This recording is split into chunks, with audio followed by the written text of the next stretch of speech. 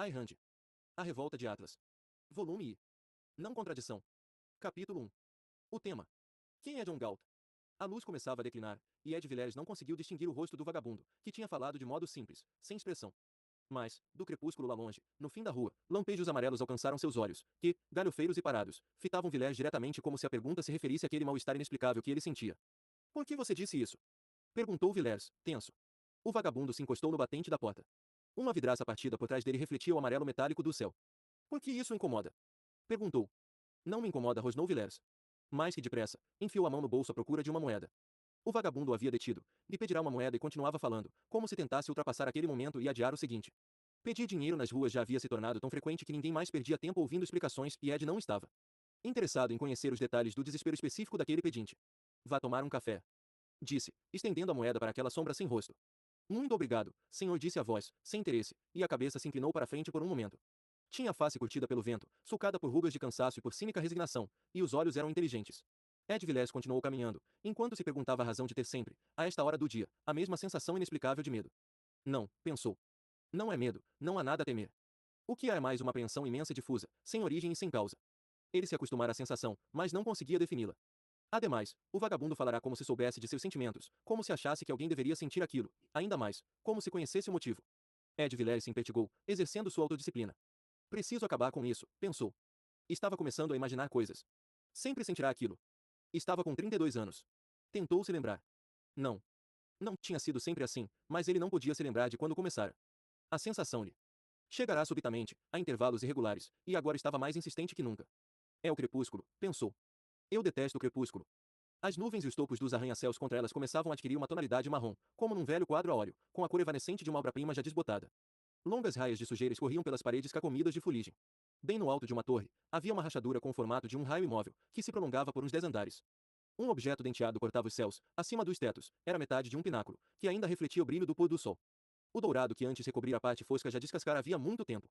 O brilho era vermelho e sereno como o reflexo de um incêndio, não um incêndio ativo, mas um que já está morrendo, que não foi possível conter a tempo. Não, pensou Ed Villers, não há nada de perturbador na visão da cidade. Ela parece a mesma de sempre. Ele continuou caminhando, lembrando-se de que havia se atrasado na volta ao escritório. Não lhe agradava nada a tarefa que teria de concluir quando chegasse, mas era preciso que fosse feita. Assim, para não atrasá-la ainda mais, apressou o passo. Virou uma esquina. Pelo estreito espaço entre as silhuetas negras de dois edifícios, como através de uma fresta numa porta, ele viu a página de um gigantesco calendário suspenso no céu. Era o calendário que o prefeito de Nova York tinha colocado, no ano anterior, no topo de um edifício, de tal modo que os cidadãos pudessem ver os dias do mês como viam as horas, olhando de relance para o alto do prédio. Era um retângulo branco sobre a cidade, que informava a data aos homens nas ruas, lá embaixo. Na luz cor de ferrugem do crepúsculo, o retângulo avisava, 2 de setembro. Ed Villers desviou o olhar. Jamais gostara de ver esse calendário. Era uma visão que o perturbava de um modo que não podia explicar nem definir. A sensação parecia se misturar àquela de constrangimento que há pouco experimentara, tinha as mesmas características. Pensou subitamente que havia uma frase, uma citação que expressava o que o calendário lhe parecia sugerir. Mas não pôde se lembrar. Caminhou, procurando alcançar mentalmente uma frase que pairava em seu espírito como uma forma vazia. Não conseguia preenchê-la, nem descartá-la. Olhou para trás. O retângulo branco, lá no alto, continuava proferindo sua sentença, 2 de setembro. Ed Villers baixou o olhar para a rua, para uma carrocinha de verduras parada diante de uma casa de pedra. Viu uma pilha de cenouras, douradas e brilhantes, e o verde fresco das cebolas. Uma cortina de impecável alvura ondulava através de uma janela aberta. Um ônibus, dirigido por um motorista competente, virava uma esquina. Perguntou-se por que voltará a se sentir tranquilo e também por que desejava subitamente que essas coisas todas não fossem deixadas a descoberto, desprotegidas contra o espaço vazio de cima. Quando chegou à Quinta Avenida, seguiu olhando as vitrines pelas quais passava. Não estava precisando de nada nem queria comprar nada, mas gostava de ver a arrumação das mercadorias, quaisquer que fossem, objetos feitos pelo homem, para uso do homem. Alegrou-se com a visão de uma rua próspera, apenas uma em cada 4 lojas estava desativada, com as vitrines escuras e vazias. Sem saber por quê, subitamente se lembrou do Carvalho. Nada parecia trazê-lo diretamente à lembrança. Mas pensou nele, nos verões de sua infância na propriedade do Stadgarta. Ed passará a maior parte de sua infância com as crianças de lá e agora trabalhava para elas, como seu pai e seu avô haviam trabalhado para os pais e os avós delas. O Grande Carvalho ficava numa montanha sobre o rio Hudson, em um lugar isolado da propriedade do Stadgarta. Ed, com 7 anos, gostava de olhar para ele. Estava lá havia centenas de anos e parecia ao menino que lá ficaria para sempre. Suas raízes seguravam a montanha como dedos cravados no solo, e ele imaginava que se um gigante quisesse arrancá-lo pelos galhos, não o conseguiria. Conseguiria, sim, balançar a montanha e com ela, toda a terra, que ficaria como uma bola pendurada por uma corda. Ele sentia-se seguro, diante do carvalho, era algo que nada nem ninguém podia alterar ou ameaçar, era para ele o símbolo maior da força. Certa noite, um raio atingiu o carvalho. Ed o viu na manhã seguinte. Estava partido ao meio, e o menino olhou o tronco como quem olha para a boca de um túnel negro. Ele era apenas uma concha oca. Sua massa interna tinha apodrecido havia muito tempo, não existia nada lá dentro, apenas uma fina poeira cinzenta que se dispersava ao capricho da mais leve brisa. Fora seu poder vital e, sem ele, a forma que ficará não tinha podido se manter. Anos. Mais tarde, ele ouviu dizer que as crianças devem ser protegidas contra choques, contra seu primeiro contato com a morte, a dor, o medo. Mas essas eram coisas com as quais ele não se assustava. Seu choque viera naquele instante, quando permanecerá quieto, olhando o buraco negro do tronco. Fora uma sensação profunda de traição ainda pior, porque ele não podia identificar exatamente o que ou quem havia sido traído. Não fora ele, sabia-o bem, nem sua fé era algo mais. Permaneceu ali por algum tempo, em total silêncio, e depois voltou para casa. Não falou sobre aquilo com ninguém, nem na hora, nem depois.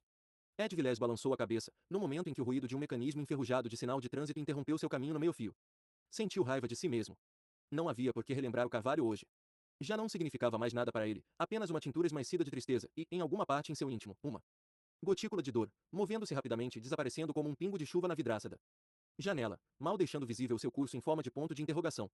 Não queria associar lembranças tristes à sua infância. Amava suas recordações, cada um daqueles dias. Ele via agora, parecia-lhe inundado pela luz solar, tranquilo e brilhante. Parecia-lhe que alguns daqueles raios chegavam até seu presente. Não eram raios, exatamente, mas pareciam pequenos pontos de luz, que conferiam um ocasional momento de brilho ao seu trabalho, ao seu apartamento, onde vivia solitário, no ritmo calmo e escrupuloso de sua existência. Lembrou-se de um dia de verão, quando tinha 10 anos. Naquele dia, numa clareira do bosque, sua mais querida companheira de infância lhe disse o que fariam quando crescessem. As palavras foram duras e brilhantes como os raios de sol. Ele ouviu admirado. Quando ela lhe perguntou o que desejaria fazer, ele respondeu de imediato, o que for certo. E acrescentou, e preciso fazer alguma coisa que seja grande. Quero dizer, nós dois juntos. E ela, o que, por exemplo?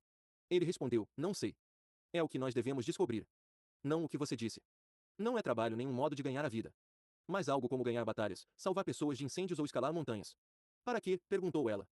E ele, no último domingo, o pastor disse que devemos procurar alcançar o melhor de nós. O que você acha que há de melhor em nós? Não sei. E ele concluiu, precisamos descobrir. Ela não disse mais nada. Estava olhando para longe, para a estrada de ferro, que se perdia na distância. Ed Vilés sorriu. Ele dissera, o que for certo. E isso fora 22 anos. Desde então, essa deliberação permanecerá inalterada em sua vida. Todas as demais questões se evaneceram em sua mente, não tinha tempo para elas. Mas ainda lhe parecia evidente que cada um devia fazer o que fosse direito. Jamais entenderá como alguém podia desejar outra coisa. Sabia apenas que isso ocorria. E isso ainda lhe parecia uma coisa ao mesmo tempo simples e incompreensível simples, o fato de que as coisas devem estar certas, e incompreensível, que não estivessem. Sabia que não estavam. Era nisso que pensava quando dobrou a esquina e chegou ao grande prédio da Tagarta Transcontinental. O edifício era a mais alta e mais orgulhosa construção da rua. Vilés sempre sorria ao primeiro impacto de sua visão. Todas as janelas nas longas fileiras estavam intactas, ao contrário das dos prédios vizinhos. Suas linhas ascendentes cortavam o céu sem cantos empoeirados e sem bordas quebradas. Ele parecia ser imune ao próprio tempo, sempre incólume. Estaria ali sempre, pensou. Cada vez que ele entrava no edifício Tagarta, experimentava uma sensação de alívio e segurança. Aquele era o lugar da competência e do poder. O piso da entrada era um verdadeiro espelho feito de mármore. Os gelados retângulos das luminárias pareciam pedaços de luz sólida. Por trás das divisórias de vidro, filas de moças batiam a máquina. O ruído das teclas parecia o som de rodas de trem.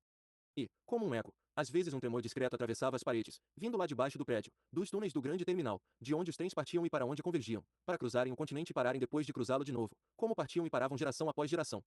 Tagarta Transcontinental, pensou Ed Vilés, de oceano a oceano, orgulhoso slogan de sua infância, tão mais brilhante e sagrado do que qualquer dos mandamentos da Bíblia. De oceano a oceano, para sempre, continuou pensando, enquanto caminhava para o coração do edifício, o escritório de James Tagarta, presidente da Tagarta Transcontinental. James Tagarta estava sentado à mesa de trabalho. Parecia um cinquentão que tivesse chegado a tal idade diretamente da adolescência, sem passar pelo estágio intermediário da juventude. Tinha a boca pequena e petulante e alguns raros fios de cabelo se elevavam na fronte. Calva. Seu ar desleixado e sua má postura pareciam desafiar o corpo alto e esguio, cuja elegância, condizente com a de um aristocrata confiante, transformava-se na falta de jeito de um palerma. A pele do rosto era pálida e macia. Os olhos, mortiços e velados, em movimentos lentos e incessantes, deslizavam pelas coisas como num eterno ressentimento por elas existirem. Parecia obstinado e gasto. Tinha 39 anos. Levantou a cabeça irritado ao som da porta que se abria. Não me perturbe, não me perturbe, não me perturbe, disse James Tagarta. Ed Vilés se dirigiu para a mesa. É importante, Jim disse, sem levantar a voz. Está bem, está bem. De que se trata? Vilés olhou para um mapa na parede do escritório. Suas cores, por trás do vidro da moldura, estavam desmaiadas, e ele se perguntou quantos presidentes Tagarta haviam se sentado diante desse mapa, e por quantos anos. A rede ferroviária Tagarta Transcontinental era uma trama de linhas vermelhas, que cortava o corpo empalidecido do país, de Nova York a São Francisco, e parecia uma rede de vasos sanguíneos. Como se o sangue, uma vez, muito tempo atrás, tivesse atingido a artéria principal e, sob a pressão de sua própria intensidade e abundância, tivesse se ramificado ao acaso, preenchendo, por fim, todo o país. Uma tira vermelha se retorcia desde Cheyenne, Wyoming, até El Paso, Texas, a linha Rio Norte da Tangata Transcontinental. Novas rotas haviam sido adicionadas recentemente, e o grande veio vermelho se estendera ao sul para além de El Paso. Villers se virou abruptamente quando seus olhos encontraram aquele ponto do mapa. Ele olhou para Tangata e disse: "Trata-se da linha Rio Norte." Viu o olhar de Tangata se desviando para baixo, correndo pela beira da escrivaninha. Então continuou: "Tivemos outro acidente. Acidentes ferroviários ocorrem todos os dias. Você tinha de me incomodar com isso. Você sabe do que estou falando, Jim. A Rio Norte está liquidada. Aquela via acabou. Toda ela. Estamos providenciando trilhos novos." Villers continuou, como se não tivesse havido resposta alguma: "A via está acabada. Não adianta mais pôr trens para andar nela. As pessoas já estão desistindo deles. Na minha opinião, não há uma só ferrovia no país que não tenha alguns setores deficitários. Não somos os únicos. É uma situação nacional. Temporária, mas nacional." Villers permaneceu em silêncio, olhando para ele. O que Tangata detestava nele era o seu hábito de olhar diretamente para os olhos das pessoas. Os olhos de Villers eram azuis, grandes e penetrantes, os cabelos eram louros, o rosto quadrado nada tinha de notável, a não ser o ar de escrupulosa atenção e curiosidade. "Mais alguma coisa?" perguntou Tangata, ríspido. "Vim apenas lhe dizer algo que você devia saber." Alguém tinha de lhe dizer que tivemos outro acidente. Que não podemos abandonar a Rio Norte. James Tangata raramente levantava a cabeça. Quando olhava as pessoas, apenas elevava as pesadas sobrancelhas sem erguer a cabeça. "Quem está pensando em abandonar a linha Rio Norte?" perguntou. "Jamais se pensou em abandoná-la." "Fico magoado por ouvi-lo dizer isso." "Fico muito magoado mesmo. Mas não conseguimos manter seus horários nos últimos 6 meses. Não completamos uma única viagem sem algum contratempo, grande ou pequeno. Estamos perdendo nossos clientes, um por um. Quanto tempo podemos aguentar assim?" "Você é um pessimista, Ed. Não tem fé. É isso que termina minando o ânimo da nossa organização. Quer dizer que nada será feito quanto a Rio Norte." "Eu não disse isso. Assim que tivermos trilhos novos, Jim, não vai haver trilhos novos." Ele viu os olhos de Tangata se deslocarem lentamente para cima.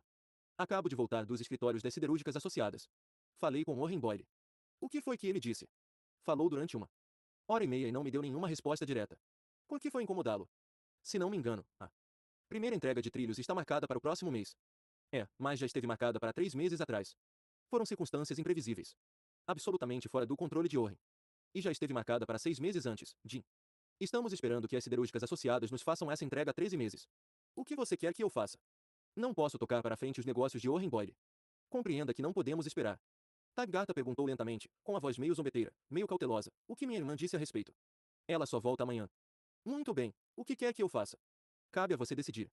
"Bem, não importa o que você diga, só não mencione a siderúrgica Rearden." Villers não respondeu de imediato, mas depois falou calmamente: "Está bem, Jim. Não tocarei nesse assunto. Warren é meu amigo."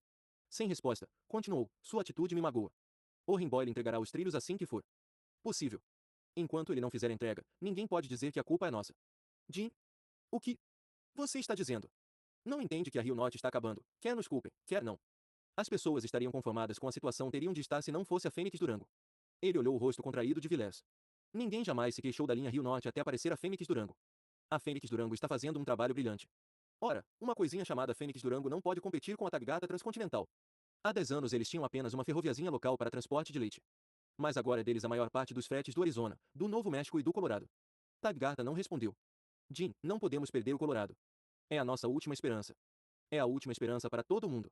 Se não nos unirmos, vamos perder todos os grandes carregamentos do estado para Fênix Durango. Já perdemos os dos campos de petróleo e iate. Queria saber por que todo mundo vive falando dos campos de petróleo e iate. Porque Eliso Iate é um prodígio que Eliso Iate que se dane. Aqueles campos de petróleo, pensou Villers subitamente, não teriam algo em comum com os vasos sanguíneos do mapa. Não era aquele o caminho que a rede avermelhada da Tangata Transcontinental tinha seguido através do país anos antes, fato que agora parecia inacreditável. Pensou nos poços de petróleo fazendo jorrar uma torrente negra capaz de atravessar um continente mais rapidamente, talvez, do que os trens da Fênix Durango. Aqueles campos de petróleo tinham sido apenas um monte de rochas nas montanhas do Colorado, abandonados anos antes por terem sido considerados esgotados. O pai de Eliso Iate, que tinha trabalhado tanto, não conseguirá mais que um obscuro fim de vida, sugando o que restara dos poços de petróleo exauridos. E agora era como se alguém tivesse dado uma injeção de adrenalina no coração da montanha, e ele voltasse a bater. O sangue negro tinha jorrado através das rochas. Sangue, evidentemente, pensou Villers, porque é o sangue que alimenta, que dá vida, e era isso que vinha dando a petróleo e iate. Fizera voltar à vida depressões vazias do solo. Trouxera novas cidades, novas redes de energia, novas fábricas a uma região que ninguém jamais havia notado no mapa. Novas fábricas, pensou Ed Villers. Num tempo em que os rendimentos dos fretes de todas as grandes e velhas indústrias estavam caindo lentamente a cada ano. Ali estava um rico campo petrolífero novo, numa época em que poços paravam de produzir e paravam cada vez mais em todos os famosos campos até então existentes. Um novo estado industrial num lugar em que ninguém jamais esperara nada além de gado e beterrabas. Um homem havia conseguido tudo aquilo, e em apenas 8 anos. Parecia. Pensou Villers, uma daquelas histórias que ele encontrava em seus livros escolares e queria sim acreditar no que diziam, as histórias de homens que haviam vivido nos anos da juventude do país. Gostaria de conhecer Elísio Yat. Havia muito falatório a respeito dele, mas pouca gente, na verdade, o conhecia. Ele só vinha a Nova York raramente. Dizia-se que tinha 33 anos e um gênio violento. Tinha descoberto alguma maneira de reativar poços de petróleo exauridos e passará a fazer isso.